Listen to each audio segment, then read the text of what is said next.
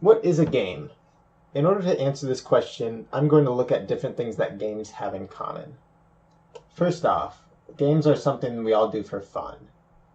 Games have rules. Games have some sort of condition which defines victory.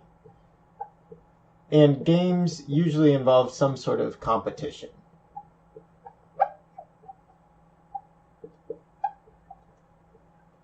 Now let's look at which of these are held in common between all games and which ones aren't. The first question I would ask is a game no longer a game if you cease to have fun?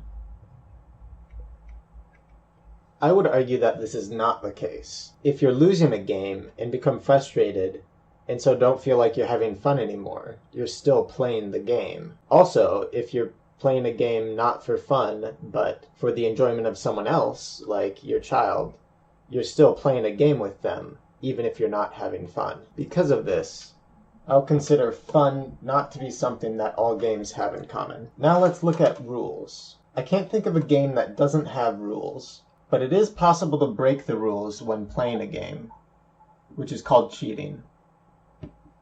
However, cheating is seen as a violation of the game, so I would say that rules are a necessary condition for every game. For the next item, I immediately think about open-world sandbox games such as Minecraft, in which there's no winning or losing. Instead, the player gets to decide what they want to do within the context of the game.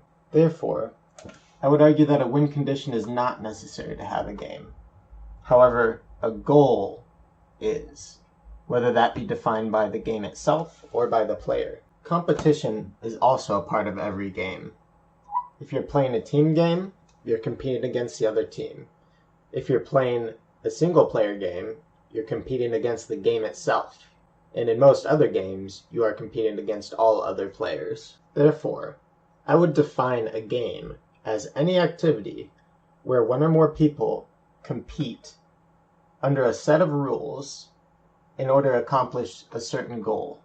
This definition includes much more than the things we would typically think of as games, including, I would argue, life itself.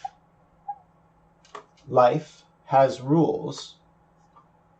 Each person has many goals, whether they realize it or not, and all people compete with one another and with nature to achieve those goals. I am not making this argument trivially or flippantly.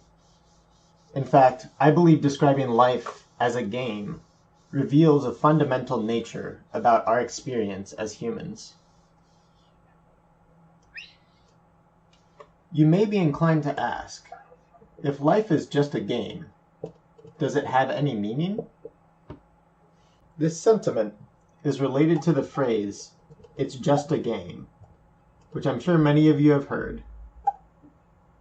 This phrase is meant to imply that games themselves are not important. They're just something that we do in our free time to have fun. But nothing is further from the truth. When people come together to play a game, there's an unspoken agreement that the game they are playing is important. You'll know this to be true if you've ever been a part of a game when one player has decided that the game is no longer important.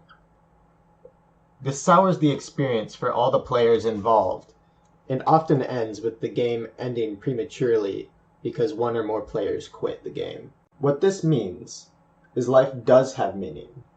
However, we only experience this if we take life seriously and become an active participant in our own lives.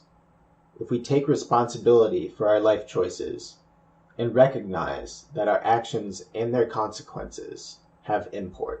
From here, I'd like to leave you with 3 questions.